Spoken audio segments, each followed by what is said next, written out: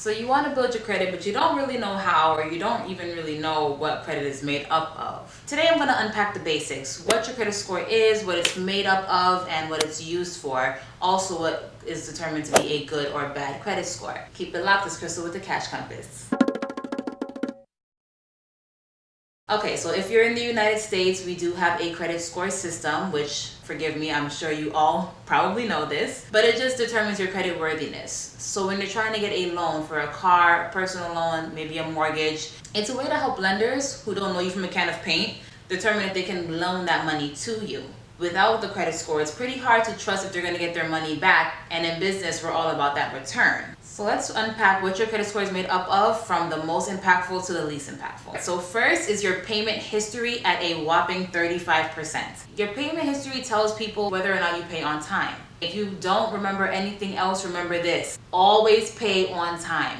Even if you're making the minimum payment, don't be late. Now, what most credit bureaus consider late is actually 30 days. So if your credit card is due on the 15th, but you don't pay till the 30th, it won't actually be reported to the credit bureaus as late. Now, you may pay fees, but that won't get recorded. That doesn't mean pay late. I'm just letting you know. The next bucket is how much you owe, and that holds a 30% weight. And what lenders are looking at is how much you owe versus how much you have available to borrow. Typically, they want to see under 30% utilization. So if you have $1,000 on your credit card, they wouldn't want to see more than $300. Anything over $300 might indicate that you're having a problem with the money that you currently have, and you have to use this money to get through your day-to-day activities. If you're maxed out, that's telling lenders, okay, this person taps out all their resources. Oh, I'm broke, baby. I ain't got no money. Bullshit. So it might be a little bit riskier for us to loan the money to them. Making sure you do not max out your cards are very important, because this is a 30% weight, like I said. So ways to get around this is obviously don't spend all the money that you have, but also consider requesting a credit line increase, because that'll also help make it seem like you have more than you actually do. So for example, if you had a $2,000 credit limit and you took out $2,000, your utilization is at 100%. You are absolutely maxed out. But if you kept that same exact $2,000 and you requested a $8,000 increase, that 100% now drops down to only 20% utilization, so you look much more responsible. And who doesn't want to be responsible? The next bucket at 15% is your credit history. And we don't have much control over this, because the first time you apply for a card, that's when your history starts. And if that was last month, then obviously this will be a pretty low number. But as you continue to go throughout the years and you're paying on time and you're not maintaining a large balance, this will also help add some extra points to your credit score. The way this works is that it takes the average of all your outstanding lines of credit, loans, etc. So let's say your first loan you took out 5 years ago, and then this year you decided to take out another line of credit. You went from having a 5-year history to 2.5 years, because now you're taking the average of those two cards. So do keep that in mind. I mean, again, this is only 15%, so it's not a huge weight, but it would have an effect.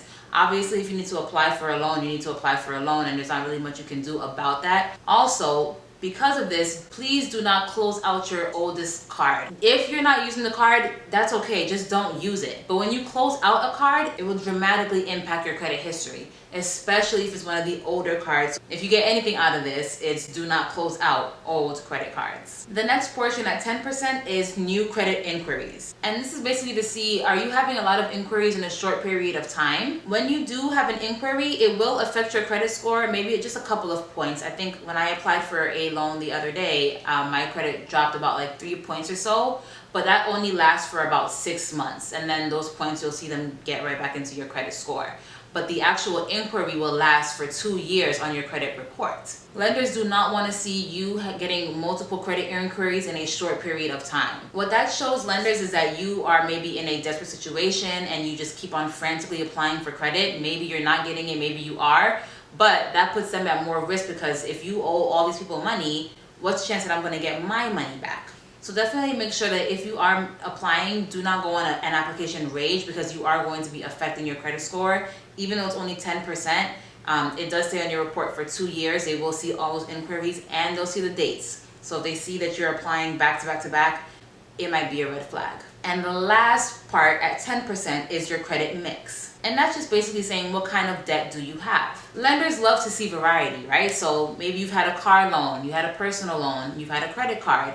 It shows that and no matter what kind of credit product that you're receiving, that you are actually getting that stuff paid down. So it looks good. If you're coming into a lender's office trying to buy a house and all they see you've had was a secured credit card, it doesn't really build a strong case for you. Whereas if you went in there and you've had 2 car loans, you've had a whole bunch of different credit cards, maybe you had a line of credit, it just shows more variety and it gives lenders more confidence that they can lend you this money and that you would be able to handle it responsibly. So as far as a credit score, what do we consider good and consider bad? So 850 is the highest it can go. 800 to 850 would be considered exceptional. 740 to 849 would be considered very good. I know we have some overachievers and some type A personalities here, but it's important to understand that once you reach over 740, you pretty much will get approved for anything, okay? And I'm not saying that you will. Don't come back here and trying to fight me if you don't get approved, but above a 740 builds an extremely strong case. 670 is pretty much the bottom where we're reaching, okay, you're good, not the greatest, but